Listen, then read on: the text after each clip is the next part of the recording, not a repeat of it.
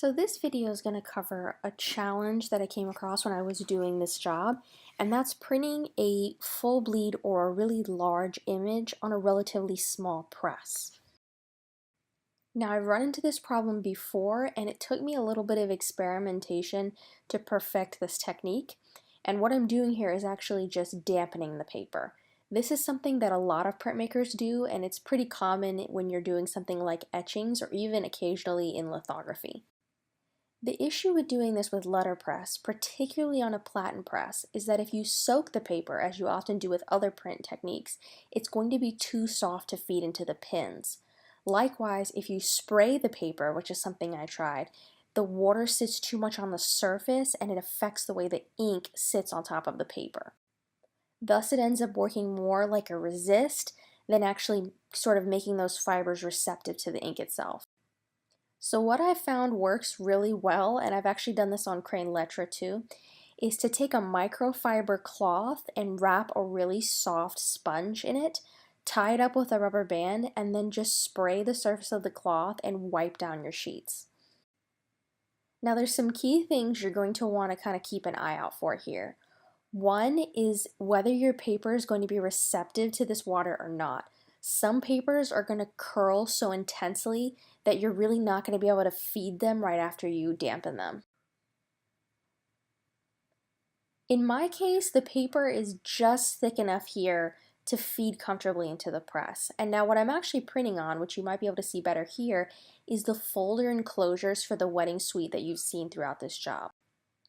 I would definitely suggest checking whether the paper is going to curl a lot before you already start feeding. This is something I knew I was going to be able to do with this paper before I kind of got too far into the job. Some other workarounds I might have been able to try are printing the image twice or adjusting sort of the ink and the pressure, but in this case there's so much image for this press that I really had to dampen the paper to get like a comfortable coverage. There's a few things you'll notice while I'm feeding this job. One is that I'm feeding very slowly. This takes probably 2 to 3 times longer than if I was just regularly feeding cards into the press without dampening them.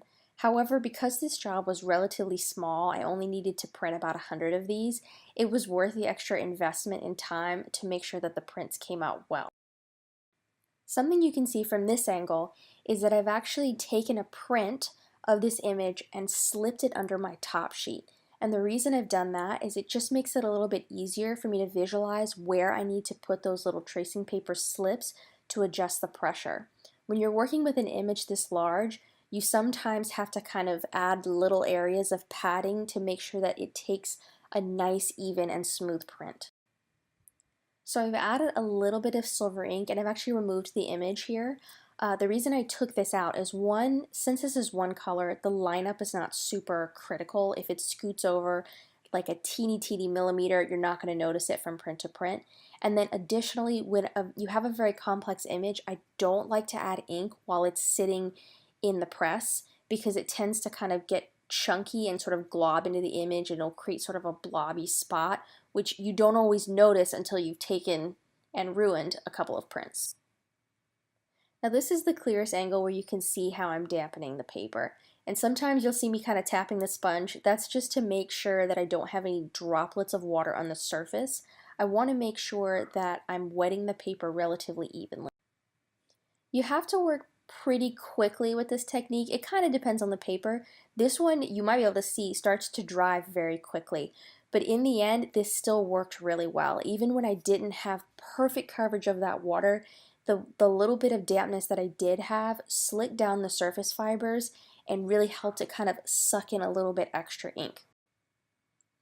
So it's definitely slow going and you have to be careful. These are a little bit large to be feeding into the press, but because I kind of have done this before, I knew I was going to be able to get a pretty even print, and I planned the way the image was set up and how I trimmed down these folders so that I knew it would fit into the press and allow me to feed it properly. These folders are actually from LCI Paper, and they were one of the only companies that was able to ship me folders in the time that I needed to get these that had flaps that were about the same size as the area where the main invite goes. So I was able to cut off the little sort of tab flap and make good use of them that way. Now, once you've taken your prints, all you need to do is every 10 or 15 or so, before they do start to curl a little bit, is put them under a weight. Lettra I didn't see really have an issue with curling, but I would still suggest weighing them down until they're dry. And here we can kind of see a few detail shots where you can see that I was able to get some really, really nice line work in there, even down to the little details in the faces. So even though the ink is still a little bit salty and soft, it really did work out in the end.